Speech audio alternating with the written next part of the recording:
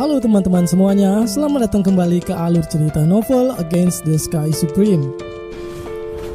Ini adalah spoiler alur cerita yang diambil dari novelnya, karena saat video ini dirilis, animasinya belum tayang. Jadi mohon maaf kalau narasinya berbeda dengan videonya. Ini alur novel, bukan alur film. Dan buat kalian yang belum subscribe channel ini, subscribe dulu ya, dan like videonya, biar tambah semangat. Oke, langsung saja kita mulai spoilernya.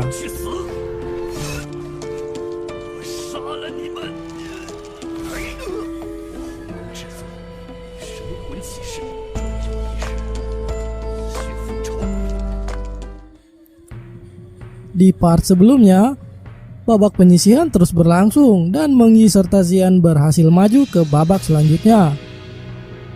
Dan inilah kelanjutannya. Chen Song dari divisi jiwa binatang berhasil mengalahkan Xiaolong, sehingga yang tersisa adalah Sang Guang, Bingbing, Kang Xiyuan dan Tan Yun, Taisan, Anyang Xuaner dan Wuling. 6 orang ini akan saling berhadapan. Bingbing dari jiwa kuno mendapatkan lawan Xuaner, keduanya masuk dalam 13 wanita tercantik di gerbang dalam, sehingga banyak murid pria yang menonton pertarungan mereka sesekali lupa bernafas. Setelah setengah jam pertarungan sengit, Bingbing akhirnya mengalahkan Xuaner. Setelah itu giliran Kang Xiyuan yang dikenal sebagai iblis dari jiwa suci, tetap hanya ingin menantang siapapun, dia tidak peduli siapa lawannya. Dia menyalurkan kekuatan spiritualnya pada token itu dan keluarlah token Wuling sebagai lawannya. Otomatis yang tersisa Tan Yun dan Taisan yang akan saling berhadapan. Dengan teknik bawaan 5 jiwa, Xian telah menguasai hingga ke tingkat ke-10, Jin Yue menguasai hingga ke tingkat 11, sementara Wuling ini telah menguasai hingga ke tingkat ke-12. Wuling sangat percaya diri dalam melawan siapapun karena kekuatannya ini. Xiyuan juga tampil dengan berani dan arogan. Keduanya terlibat pertarungan dahsyat. Bahkan kekuatan yang ditampilkan keduanya sudah menyamai kultivator di alam pemurnian jiwa. Semua murid terpana dan ngeri dengan teknik-teknik yang mereka gunakan saat ini. Xiyuan tadinya bisa mengalahkan orang-orang kuat dengan 3 pedangnya. Sekarang dia malah menggunakan ribuan pedang untuk membunuh Wuling. Wu Qingquan dengan khawatir meminta Wuling untuk menyerah saja, tapi Wuling menolak dan tetap melanjutkan pertarungan. Xiyuan semakin percaya diri setelah menjadi dominan dalam penyerangan. Kata-katanya sombong dan meremehkan Wuling. Bahkan Xiyuan mengatakan jika Wuling dapat lolos dari satu serangan pamungkasnya, maka dia akan menang, tapi jika tidak, maka Wulinglah akan mati. Wuling yang merupakan murid terkuat di divisi jiwa suci merasa sangat terhina dengan perkataan Xiyuan ini. Dia lebih memilih mati daripada dihina. Wuling lalu mengeluarkan teknik terbaiknya. Xiyuan juga mengerahkan ribuan pedangnya dan menelan Wuling di langit. Saat ini Wuling baru menyadari bahwa kekuatan Xiyuan melebihi kekuatannya. Terdengar suara raungan Wu Qingquan, kepala divisi 5 jiwa memohon pada Kang Xiyuan untuk menyelamatkan nyawa cucunya Wuling. Di dalam kurungan ribuan pedang, Wuling gemetaran dan keringat membasahi tubuhnya yang ketakutan. Untuk pertama kalinya, Wuling merasakan sangat dekat dengan kematian. Xiyuan menggunakan ini untuk mempermalukan juga kepala divisi 5 jiwa yang dalam posisi memohon padanya. Wu Qingquan siap menanggung malu asalkan nyawa cucunya diselamatkan. Dia terus bermohon pada Xiyuan saat ini. Sesaat kemudian, Xiyuan menurunkan tangannya dan ratusan pedang mulai turun. Ketika semua orang berpikir bahwa itu semua sudah berakhir, dan tiba-tiba lusinan pedang menembus punggung dan kaki Wuling diikuti percikan darah keluar dari tubuh Wuling. Wu Qingquan meraung sedih dan emosinya seakan mau meledak karena Xiyuan telah mempermainkannya. Tapi Xiyuan membantah bahwa tadi dia setuju untuk menyelamatkan nyawanya. Xiyuan mendekati tubuh Wuling yang terjatuh tak bergerak di panggung. Dia ingin membuktikan pada Wu Qingquan bahwa Wuling masih hidup.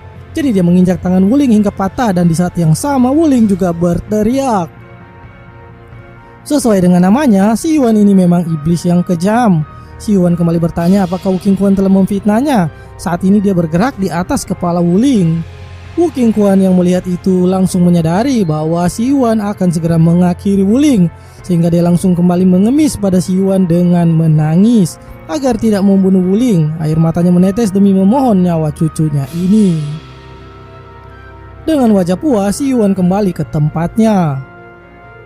Saat ini adalah pertarungan terakhir. Tan Yun dari divisi Pil akan melawan Taisan dari divisi Jiwa Binatang. Taisan mulai meluapkan dendamnya pada Tan Yun karena Tan Yun telah membunuh Bai Su dan Fei Xiong.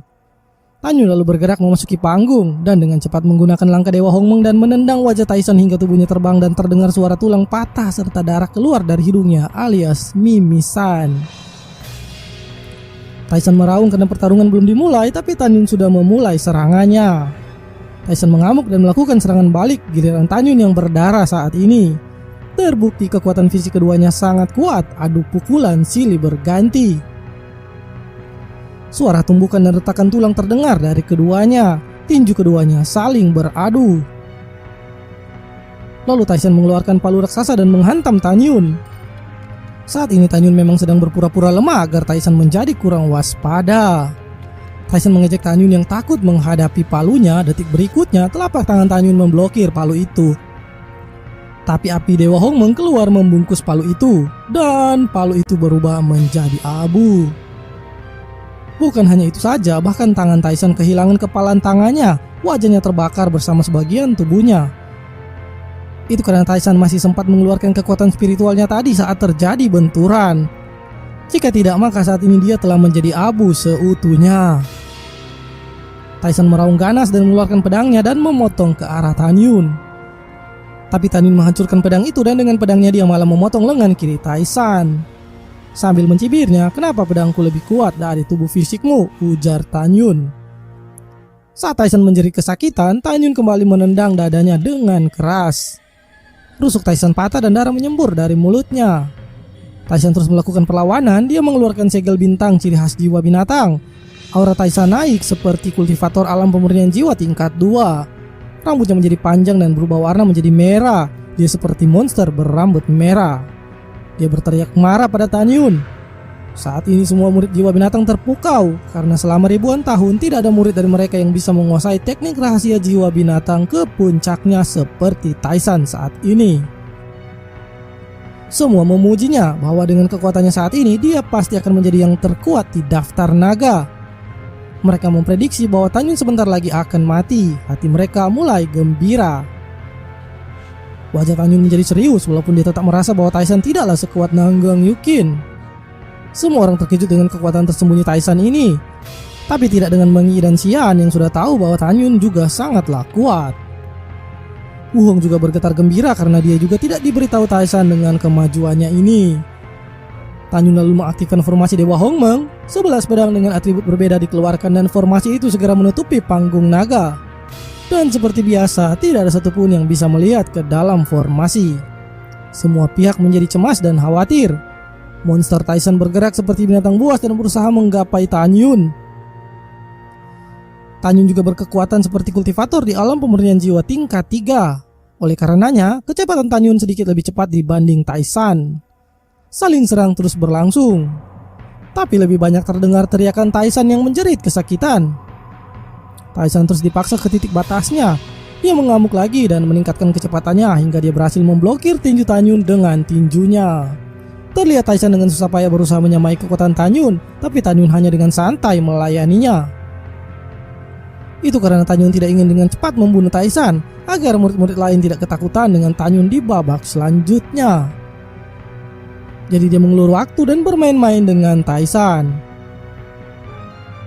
Semakin lama bertarung dengan Tan Yun, semakin memupuk ketakutan dan kengerian Taisan terhadap Tan Yun.